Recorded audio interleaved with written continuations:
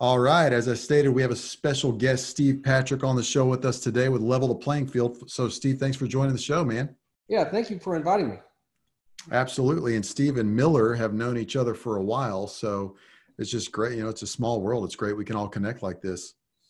Yeah, we've known each other for like 13 years. And you guys are still friends, huh? Yeah, I know, right? Well, Steve, for those who don't know you, the way I found out about you is through Miller. Miller owning and running a roofing company for years, told me about Level the Playing Field.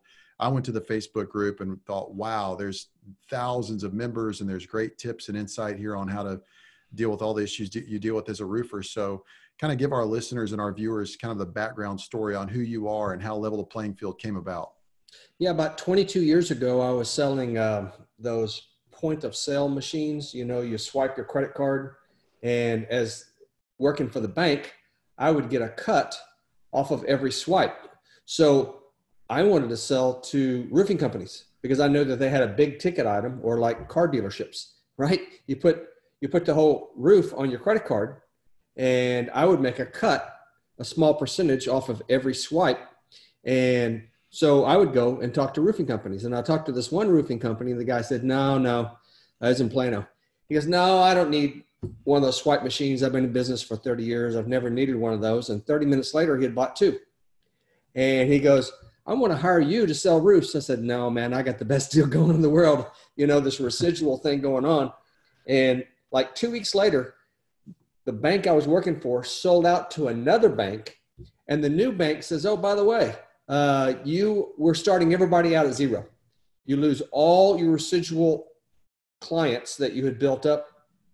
And I thought, they could do this to me again sometime in the not too distant future. And I said, okay, well, forget that. And so I went back to this guy in Plano and said, is that deal still on the table? That particular individual, he's a general contractor. He had a handyman business, but he understood the roofing business. He understood how to deal with insurance adjusters. And he taught me really well. The guy knew his stuff. That guy's problem, though, is that he was a liar. He's a con man. So on the one hand, he really knew his stuff, and he was a very good teacher. On the other hand, he would constantly lie to my clients, and my clients would catch him lying to them, and they would say, Steve, why is your boss lying to us? So eventually I had to strike off on my own because I couldn't put up with the lying to my clients all the time. So I started Steve Patrick General Contracting. And Chris Foster was working for me at the time, and he came to me and goes, hey, why don't we start a business, Cornerstone General Contracting, and I'll handle the money and the billing and all the stuff you hate to do, and that'll free you up to do only the stuff that you love to do. And I go, deal. So that's how Cornerstone General Contracting come about. Cornerstone still exists. Chris is now a home builder, and Cornerstone General Contracting is the home building company over in Fort Worth, and he builds multi-million-dollar houses. I mean, some of the nicest houses in the Dallas-Fort Worth area, Chris is now building. And it started out as a little roofing company, selling asphalt residential roofs back 22 years ago. So that's how I got started.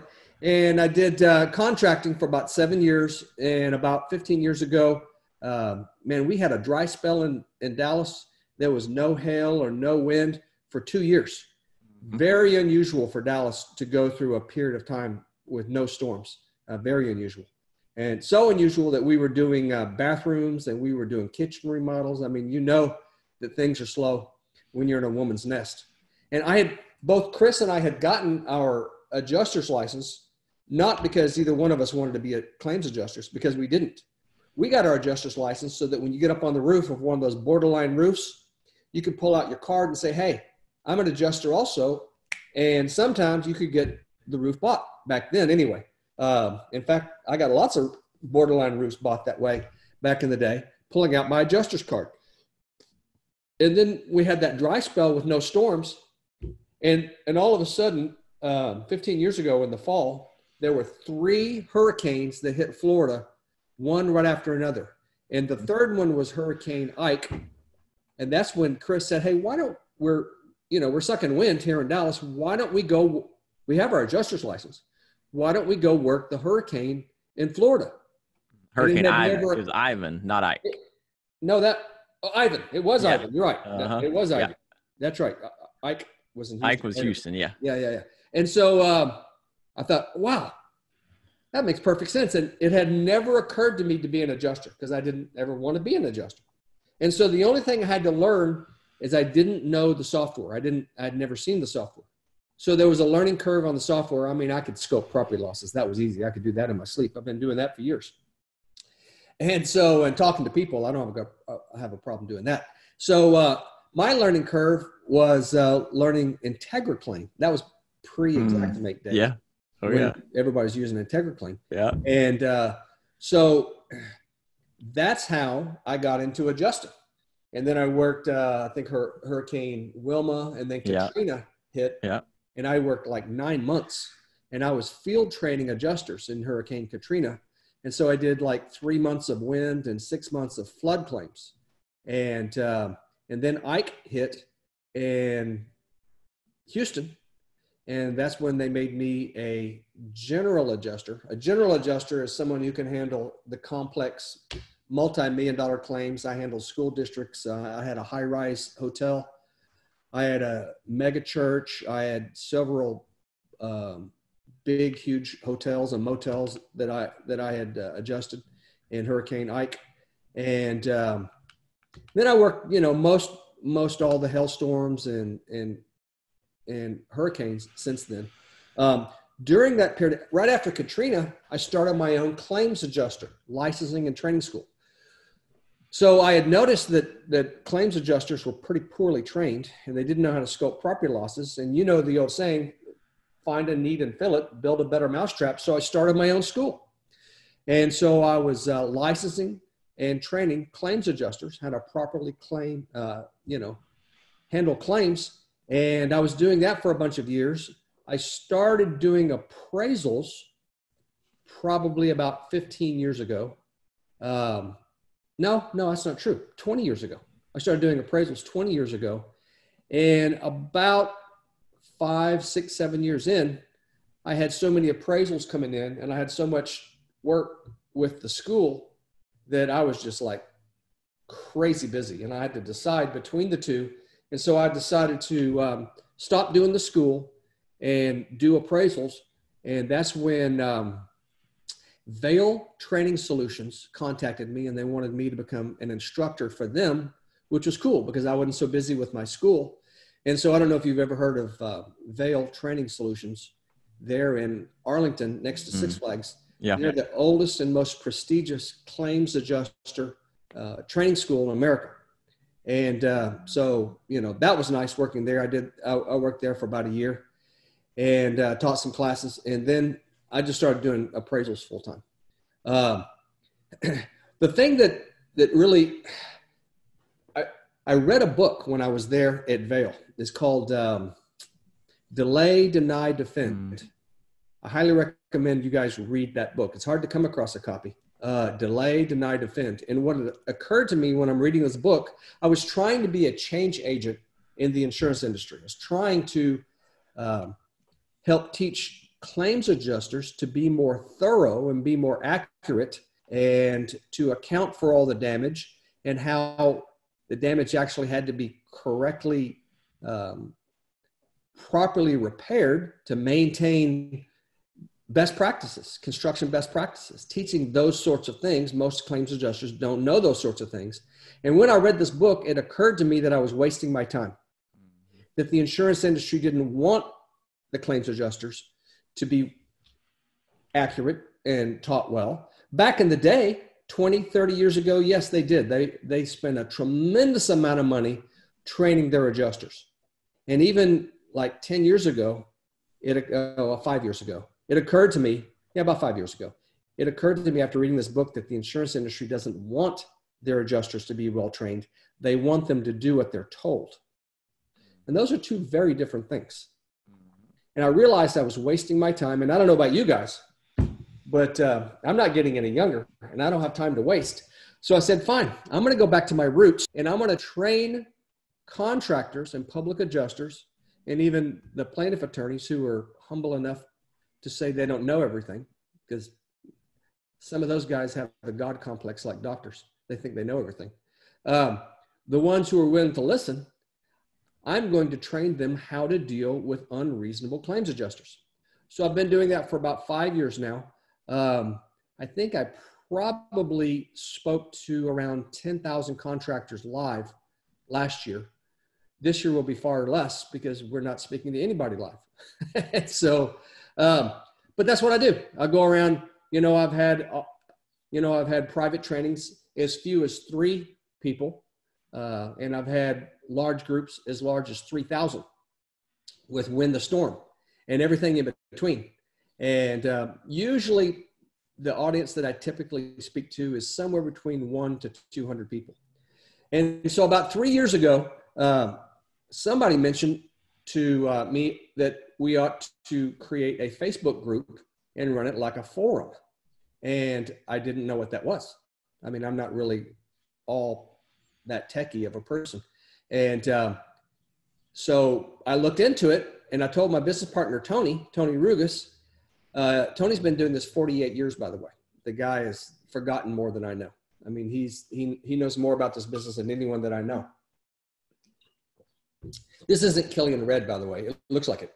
I just got to be working out. It's protein. Sure. But it does look like Killian Red, though. Drinking on the job. So I told Tony, I said, hey, we need to start this Facebook group and do a forum. He goes, what's that? I said, I don't know. So I'm not kidding. I mean, it was just the Lord blessing us because I didn't even know what it was. I didn't know how it worked. I didn't know anything about it.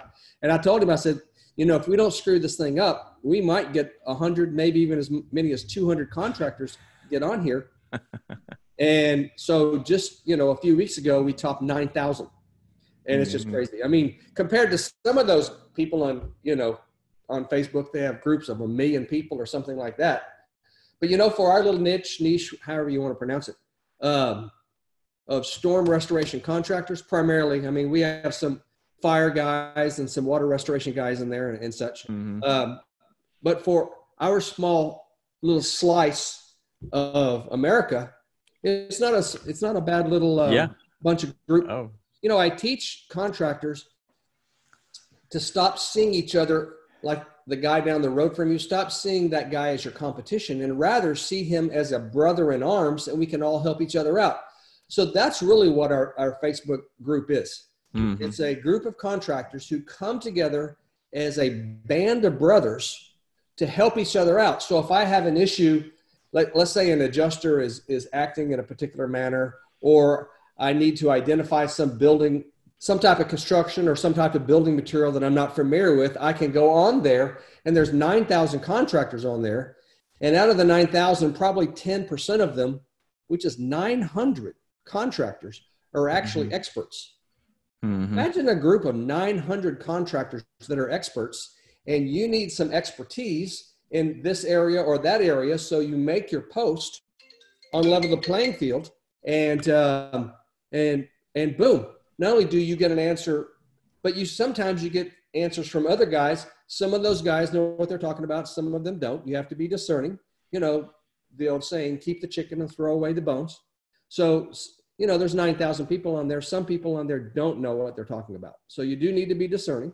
But it's an opportunity for people to post their questions. You could go back and read all the old posts going back years. We've been doing this for like 3 years or something like that. There's a search bar. Let's say that you're having a problem getting an insurance company to pay to redeck on a roof where the decking is delaminating, let's say. So you can go over there and type in decking in the search bar, and all the posts that were posted about decking, you pull up all those posts, and you can go and you can read those, and you can educate yourself in, really rapid form, reading through those old posts. And if you have a follow-up question, then get on the forum and post your question. And then everybody pitches in and we help you out. It's just an online band of brothers where we help each other out. Instead of seeing each other as competition, we see each other as a band of brothers, and we all help each other out. And that's what we do. Yeah, it's a great community. I love it. The last post I looked at, a guy had a story of a roof he went and looked at. He wanted to meet the adjuster out there. Adjuster shows up and he's like, hey, I'll go up on the roof with you. And the adjuster's like, no, I'm going to go up there by myself and I'll talk to you afterwards. Then the adjuster hit the road after that and didn't talk to the roofer. And the roofer has all these pictures and has this list of things that are wrong with the roof, should easily get paid for. Adjuster comes back and says there's minimal damage. And the guy has pictures and he's posting on your Facebook page there and Level the Playing Field saying, hey guys, what do you think? And there's like, 100 comments of how to deal with it. So it's awesome to have that kind of community. But let's take a step back. When you talk about, okay, you started selling roofs, the guy was a liar. Then you started a general contracting company. You're in the roofing world. And then you got to being an adjuster. But what was the pain? Was there one incident or was there a season where you're like, you know what, this is just messed up and I've got to go out there and I've got to spearhead this thing that's going to help people learn how to deal with this wacky process of trying to get roofs paid for by the insurance company and how difficult it is? Was there a specific incident? Was there a seasonal? What caused you to be so stirred up about that to go forward with this thing? Reading the book, Delay, Deny, Defend, because I didn't want to believe that what the insurance industry was doing to consumers and lowballing the estimates and omitting legitimate and reasonable line items, lots and lots of legitimate and reasonable line items. I didn't want to believe that it was systematic. I wanted to believe that it was a just a mistake supervisor here, a claims manager there, and they're bucking for a promotion and they're trying to keep their claim numbers down. I didn't want to believe that it was systematic. And then when I read the book, Delay, Deny, Defend, it occurred to me that it was systematic. And at that point I said, okay, fine. I'm going to teach contractors how to deal with jerks, people that are acting like jerks, what to say, how to ask questions skillfully, listen carefully, negotiation skills that the average person doesn't have. They don't know. And our industry is filled with blue collar guys. So they have a tremendous amount of common sense, but they don't have any higher education. The vast majority don't. And so I spend all day long, every day, teaching contractors and public adjusters and the plaintiff attorneys that want to listen and teaching them how to deal with unreasonable people and even unscrupulous people, how to deal with these guys and how to get results. And nothing works 100% of the time. For example, one of the big things is the insurance companies like to separate out overhead and profit from pricing with our industry. And once they've done that, it confuses the consumer because they don't know what overhead and profit means. And once they've separated that out, then they say, well, we don't owe for that. There's no industry in America that separates out their overhead from their price that they sell their goods and services for. And they certainly don't separate out their profit and say, well, we're charging 12%, 15% net profit. This is our margin to the end consumer. No one does that. And the insurance industry thinks that they can force that down our throat and force a particular format of pricing down our throat that benefits them because they have a conflict of interest. They have a financial interest in how much is paid to us to do the work. And so I teach contractors how to overcome that. And it's a very valuable thing to know. So when dealing with overhead and profit issues, especially here in Texas with storm damage, and a lot of our business has to do with getting insurance companies to pay for roofs and how much they pay for and what's on that list and what's not. What's the best piece of advice you have for contractors dealing with that overhead and profit issue? Oh, the most important thing that I teach, hands down, the most important thing that I teach is a pre-adjustment conference. Is when you sit down with the homeowner or the commercial property owner, as the case may be, about 2 hours, so everything is fresh in their memory. Sit down with them about 2 hours before the adjuster is scheduled to show up. And you're going to educate them about the claims process. You're going to teach them how the claims process is supposed to work. So if the adjuster comes out and does something other than, then they'll be able to pick up on that really quickly. that the adjuster was supposed to do this and he's doing that instead. And it's an issue of setting expectations with the property owner.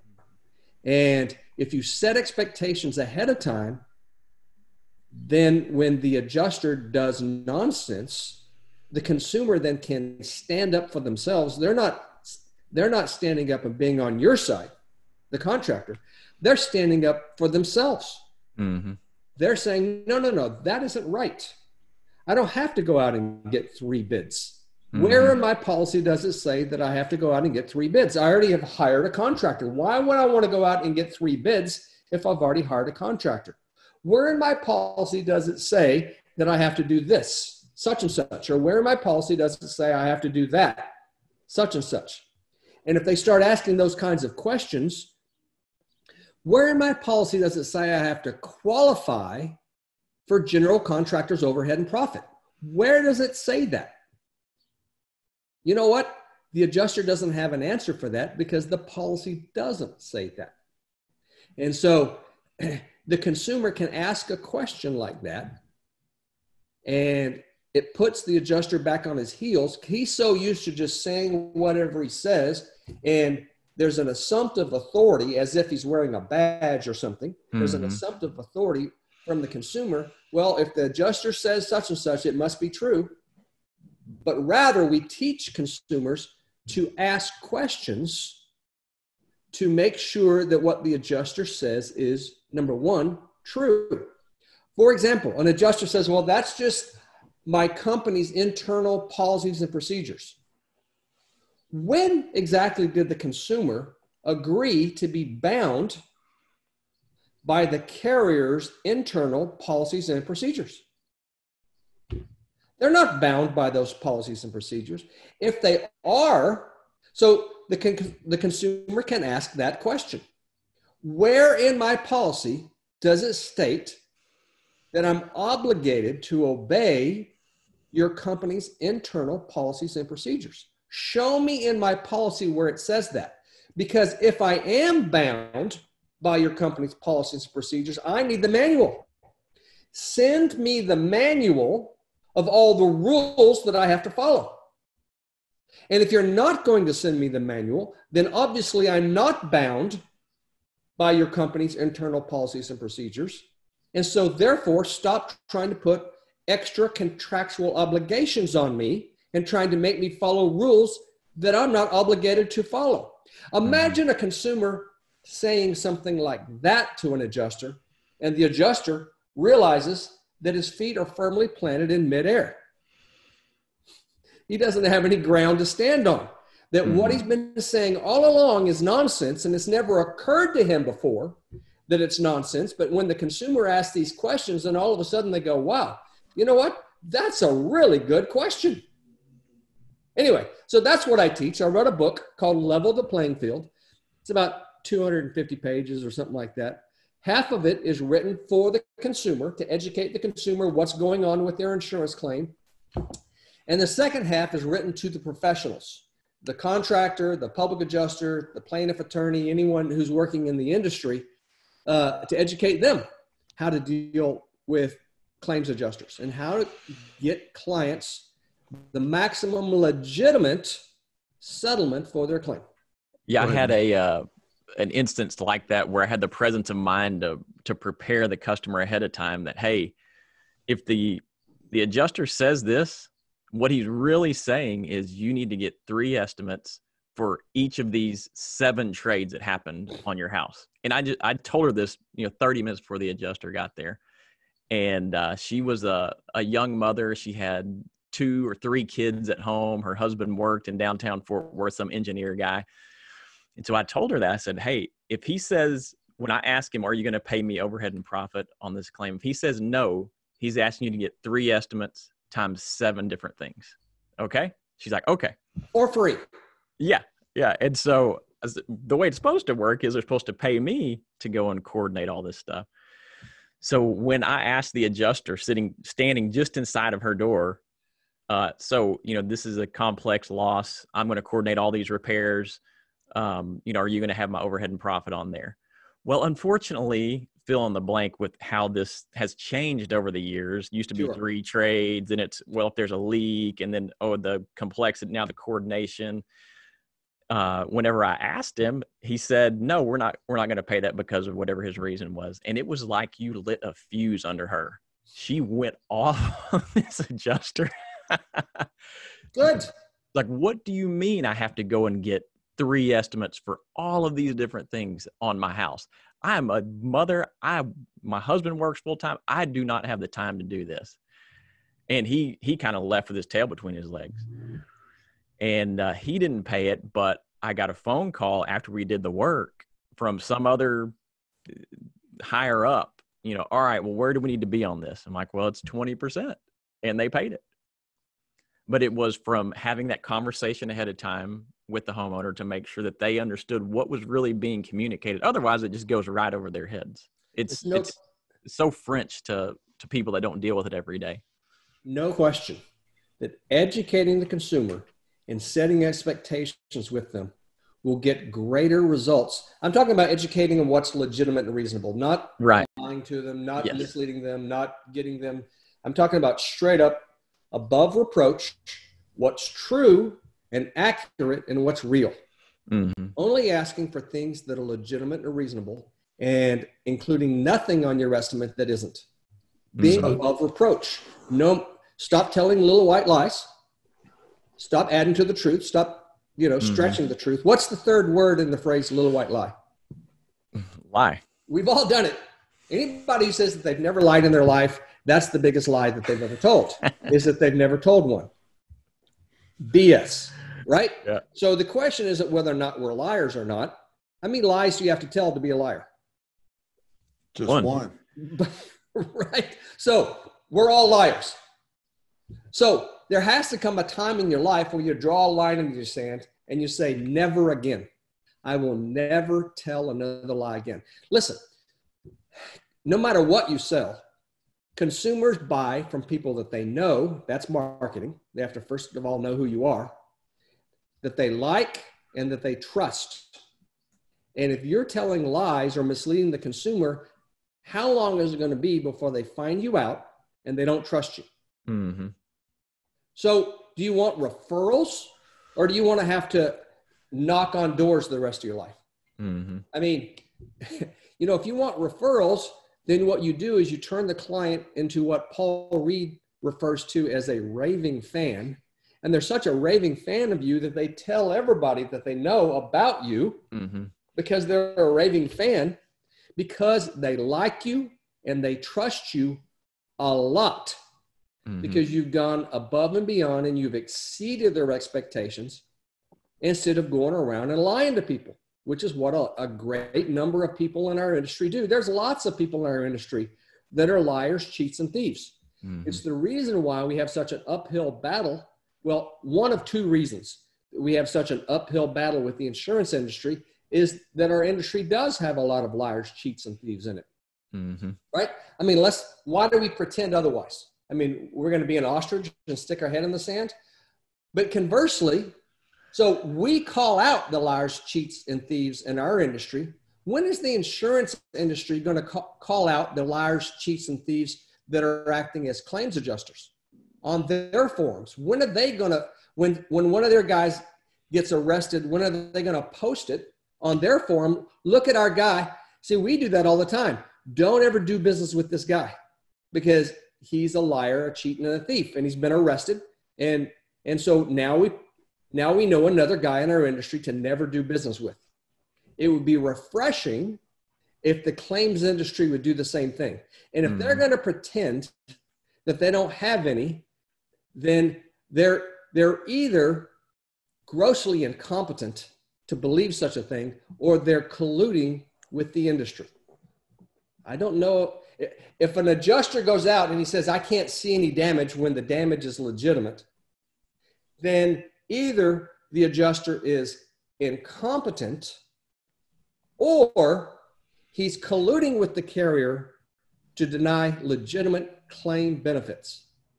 If there's a third option, I don't know what it is. Mm-hmm. Okay, So if he's incompetent, then the consumer shouldn't have to be dealing with an incompetent adjuster. And if the guy is colluding to steal from the consumer, then the consumer certainly shouldn't have to deal with someone like that. Mm-hmm. So for people that aren't used to the, roofers that aren't used to this, and they're thinking, gosh, and now I'm going to have to take time and I'm going to have to educate my customers. Do you provide resources like some sort of template, or do you give coaching and tips on how to educate the customer and how to make that a concise process that any roofing sales guy could do? Yes. I have an entire chapter in my book, Level the Playing Field, that teaches you how to do pre-adjustment conferences. I have an entire chapter in my book. By the way, I give the book away for free. I have an entire chapter in my book on how to write smart estimates, how to write an estimate. And so as contractors, we know which line items the claims adjusters are going to omit and the ones that they're going to include. Like they're going to omit starter and hip and ridge as an example, right? It's no surprise when you get back an estimate from a carrier and they've omitted these two line items. So when you include these line items in your estimate, then what you want to do is you want to write a sentence or a paragraph or whatever in the F9 notes. Click F9 on your computer and it pulls up the notes. And you type a sentence or a paragraph, or you can already have it already pre-typed if you want to have a template or a macro in Xactimate. And where you explain and justify the inclusion of every one of those line items that you know that they're going to omit, not based on your opinion, but you explain and justify using facts and evidence. And the gold standard for evidence is objective third-party source material. So in your F9 notes, you want to be concise and you want to provide credible facts and evidence and explain and justify the inclusion of the line item. It's the exact same thing I used to teach claims adjusters, because they have a file examiner that's going to review their estimates as a claims adjuster when I upload my file with all my photos and everything. If I knew that there was going to be a line item that the file examiner may have a question about, I would explain and justify using facts and evidence. I'm teaching the contractors and the PAs to do the exact same thing that I used to teach adjusters to do back in the day, so that the adjuster, what it does is it greases the rails and it makes it easy for the adjuster to say yes, because you've given him the entire argument that he needs to make the argument with the file examiner to get it approved. You've done his job for him. So what? So what's our objective when we meet a claims adjuster? To frustrate the adjuster, or is our objective to make it easy for him to say yes? Mm-hmm.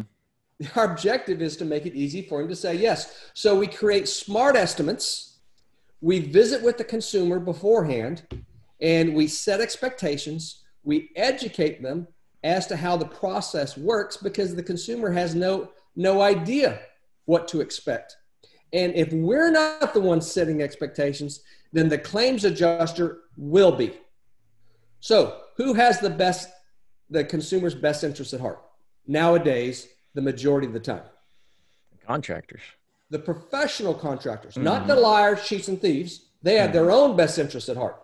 I'm not talking about those guys. I'm talking about the professional contractors out there, the ones who carry insurance, the ones who actually have an office, the professionals. Those guys have the consumer's best interests at heart. So for guys listening to this or watching this on YouTube, you think about, okay, this guy is clearly credible. He was an adjuster himself.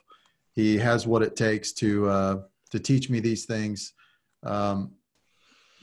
What would you say is the best outcome that occurs when people start doing this?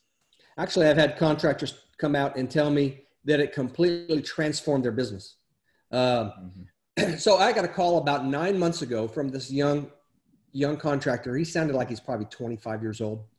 And on the phone, he told me that he did 1.5 million last year by himself. That's pretty decent, 1.5 million in sales. His lights were just turned off, and he didn't have the money to pay his light bill, and he's going to have to borrow money from his mom to pay the light bill. I said, you're doing the work for claims proceeds, the amount that the insurance company has lowballed to do the work for. And he goes, well, yeah, aren't we supposed to? And the guy was broke. I mean, $1.5 million in sales, the guy should be swimming in money. One-man shop. He should have, even at a 10% margin, that'd be $150,000. Oh yeah. I mean, you could live on a single man can live on $150,000 if you tighten your belt. I mean, if you had to. Yeah. Right? Yeah, especially if you don't have kids in daycare. Net, yeah, even at a 10% net, you should be making a 15 to 20% net in this industry, minimum. But even at a 10% net, he should have made $150,000. Oh yeah. Nothing. He could have worked at McDonald's. Yeah. Pay his light bill. Yeah. At zero risk, zero liability. Because when you're a contractor, you have a tremendous amount of risk and liability. You could have a guy fall off the roof and break his neck. Do you have workers' comp? Do you have, do you have, what if one of your crews damages the customer's house? The ladder crashes through a window, right? You're going to have to come out of pocket or your insurance to pay for that. And if you're not making no money, and so I'll be in front of I do a lot of classes for Owens Corning. So I'll be in front of a class, recently I did one in Indianapolis and one in St. Louis. And there were between 100 and 200 people there. And so I asked a show of hands, how many of you guys know what your net profit was in your business last year? Let me see your hands. 3% of the room, the hands went up. How many of you guys know what your profit was on a percentage basis? One hand. Wow. One hand in the entire room actually knew what their profit was on a percentage, like 10% net or whatever, right? How many of you guys track your salesman's closing ratio? There's 4 different closing ratios. Do you know what they are? Most of the guys didn't even know the 4 closing ratios that they should track. Cold calls, leads, referrals, repeat business. So when I was going through them, I said, okay, cold calls, leads, referrals, and what's the last one, guys? And hardly anyone said it. Repeat business. That tells you how much repeat business they get. They didn't even know that there was such a thing called repeat business. How about that? So bad. And so they're not tracking their numbers. They don't know what their profit ratio is. So I liken it to a doctor, okay?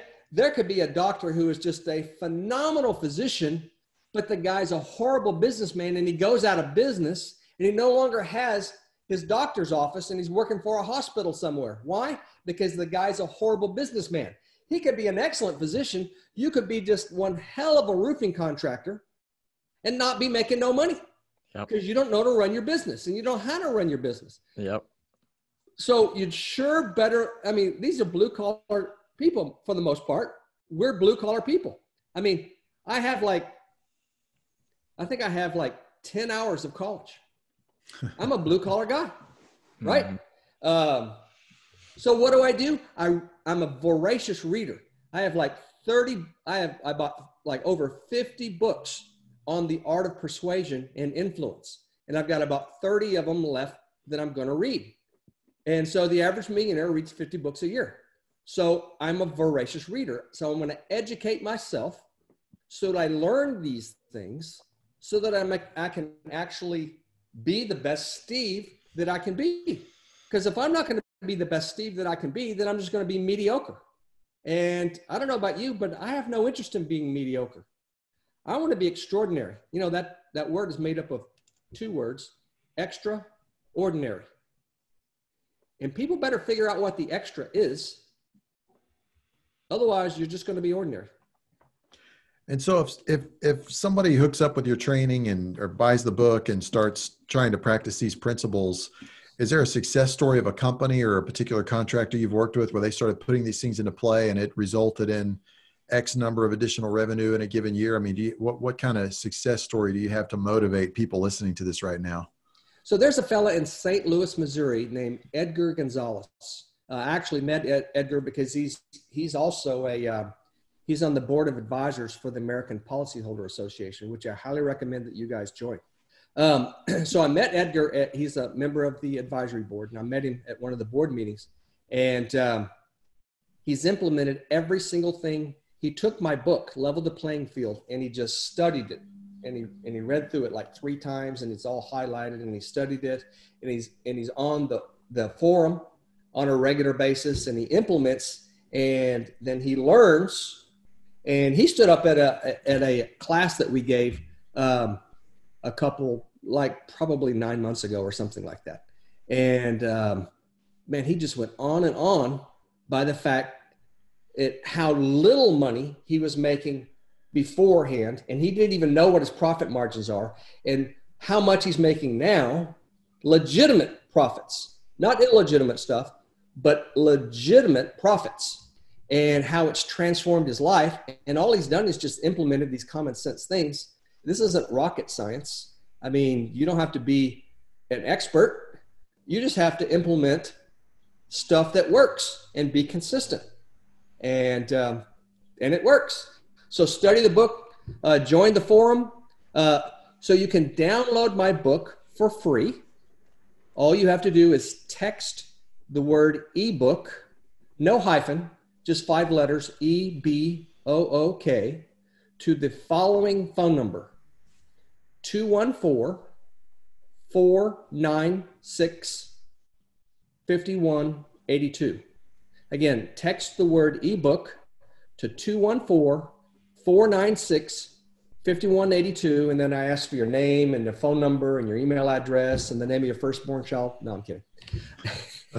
I don't spam anybody. And if you want to join our online forum, which is our online band of brothers, Level the Playing Field, you can do that. The Facebook forum, you have to have a Facebook persona with a login and all that. I don't actually do Facebook, but I have one for the Facebook group, for the forum. And so you can text the word forum, FORUM, to that exact same phone number, and you can join our forum for free as well. That's awesome. It's a great forum. And it's so true what you said. And I think the crazy thing about all this is the homeowner doesn't have a clue what's going on. Not a clue. We recently worked with a family member of mine. He's getting his roof done. It's a 70 square roof. It's a big job. And how much did we add to the claim, Miller? 15 grand, 17 grand? Yeah, I think it was about 25, and our supplement was for low 40s. Yeah. So we're going back and forth. And of course the homeowner doesn't have a clue about whether this stuff should be added or not, what should be involved, how much it should cost. There's just no frame of reference. So I walked the homeowner through the fact that this process, the original claim info you get is really the first offer from the insurance company. And that's coaching and training I got from Miller, because Miller's been in the roofing industry for over 20 years. And so just going through that process, and we're battling it out, trying to level the playing field, so to speak. But it's just incredible to me that the homeowner comes out of pocket with the same amount of money, and yet there could be $15,000 worth of work left off the list. And so that's what we're going through now. And so we just really appreciate what you're doing with that. And before we bring this to a close, tell us real quick about the training you have coming up and why people should check it out. So I can't do live training anymore because of social distancing, and we can't have seminars. So what we're doing is we're doing webinars. I've had people that encourage me to do live streaming and webinars prior to the COVID-19 thing. And I really enjoy doing live seminars, but since we can't do that, we're doing webinars at this point. So we're doing one next week. Let's see, it's the 14th of May. We're doing a class on general contractors overhead and profit. It's about a 6-hour class, and then we'll probably have around a 1-hour Q&A afterwards. It's not unusual for there to be at least an hour of questions that folks, we'll probably have about 100 contractors that are online during the live stream. And we're also going to have it that if you sign up for it, and if you want to log in with your credentials and watch it a day later, a week later, something like that, you can do that.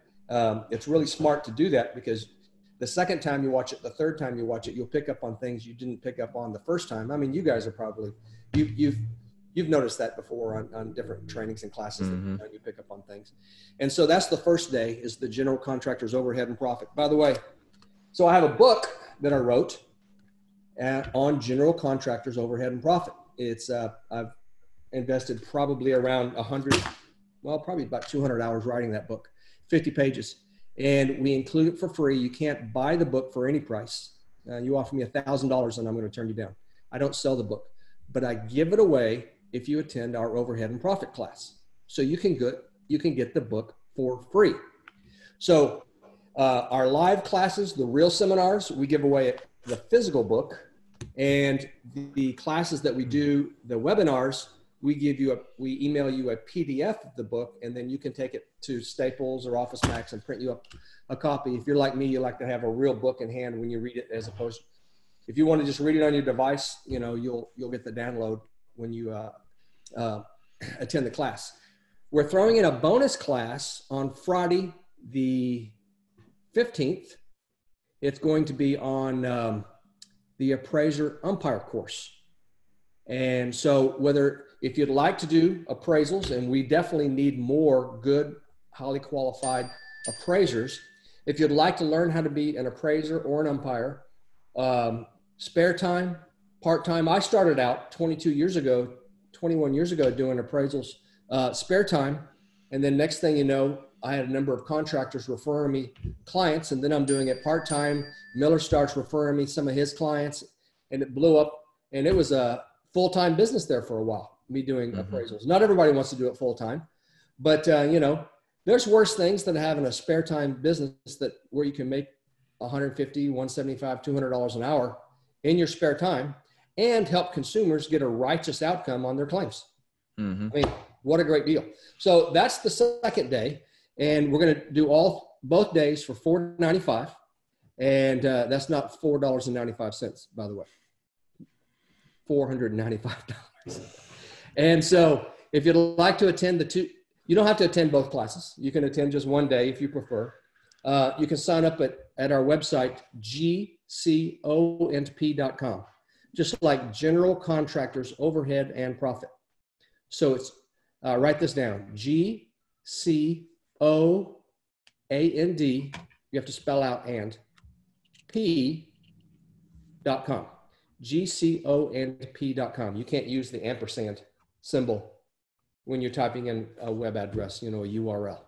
GCOANDP.com, and you can register for the class, $495. Every single class that I do, I give a 100% money back guarantee. I don't know if you've ever been to a class that's been a waste of your time and a waste of your money, and you wanted your money back and they wouldn't give it back, and you feel like you've been stolen from. So we always put a 100% money back guarantee on all of our classes. Would you care to guess, Dylan, how many times I've ever had someone ask for a refund? You want to guess? I'm going to throw 0 out there. 0. I've never had anyone ask for a refund ever. That's awesome. There's always the first time, but at this point, I've never had anyone. So our students must find value in what we're teaching. And you know what? When you give away the book for free and you give away the forum for free, people really appreciate that. And I know that. I mean, I understand human nature. I mean, I'm a student of human nature. By the way, read the book, How to Win Friends and Influence People. Study that book. If you want to understand how, this stuff keeps popping up on my screen. Sorry about that. Hey, you're a popular guy. It's okay. Yeah. If you want to learn how to deal with people, it's one of the most valuable skills you'll ever learn, is how to deal with people. It's been on the best sellers list for over 70 years, since like 1938 or something, I think. It's crazy. So I've read the book like 5 times, studied it. I just started reading it again recently. I'm up to chapter 3. Like I'll read a chapter and I'll read it a second time, and then I'll read chapter 2, and then I'll read chapter 2 a second time. And then I'm off into I'm studying the book, not just reading through it like a novel or something. And So I couldn't recommend that book highly enough as well. It's so good. And John C. Maxwell has a book with a very similar title where he takes similar principles and adds some biblical principles to it. But I mean, truth is truth. And it's all about, if you're really interested in helping other people, it's reciprocal. So that's great. Well, Steve, I think it's awesome. Thank you for joining the Roofing Mastery program, because that's what our platform is all about, is just equipping roofers with the leadership, the education, and the tools they need to be successful and to scale and grow a successful roofing business, but not just financially, as far as their own leadership and character, the teams they build, the practices they put in place. And it's all about connecting people with the right people. And I mean, if I'm going to go learn how to shoot a sniper rifle, I want to learn from a sniper. And so you've clearly been there. You've been an adjuster. You've been on the other side of it. And now you're an advocate for roofers and for homeowners. And it's just awesome. So before we part ways, two things. What's one parting piece of advice, just the best advice you have for anybody at the tail end of this? Well, I tell you what, if you're hunkered down at home and if in your city you can't knock, or you're going to go work a city where there's hail, because there's no hail in your backyard, and you're not allowed to knock, you'd sure better learn social media marketing, and you better learn it quickly. That's right. We were fortunate. We hooked up with someone who is Cullen. He's an expert in this. And I don't want to give you his name because I don't want anybody to go out there and try and get him to work for them as well. He's busy working for us. Like for every $1 we spent on Facebook ads, we made 10. Wow. 10 to 1 ROI, return on investment, off of Facebook ads, because the person who is running them actually knows what he's doing. A lot of people have bad experiences and bad taste in their mouth because they hired people who don't know what they're doing. So get lots of referrals and testimonials from people that are in the industry that have actually gotten results, and learn social media marketing now, because we have no idea how long that people are going to be shut in their houses. Hopefully we'll be able to get out and do stuff, and there'll be some normalcy come back to our lives soon. But in the interim, since we actually don't have a crystal ball and we don't know how long it's going to take, I think that you would be very smart to become an expert in social media marketing very quickly. It's so true. And for those listening, that's another thing that we're passionate about, is marketing for roofers.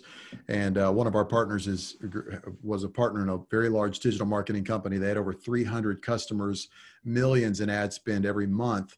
And we can definitely help people out with that. So I don't know how you're going to go about it if you don't have it, at the time of the coronavirus, if you don't have a quote digital door knocking strategy, I don't know how you're going to get ahead. So Steve, last thing, how can people what's the best way to get a hold of you?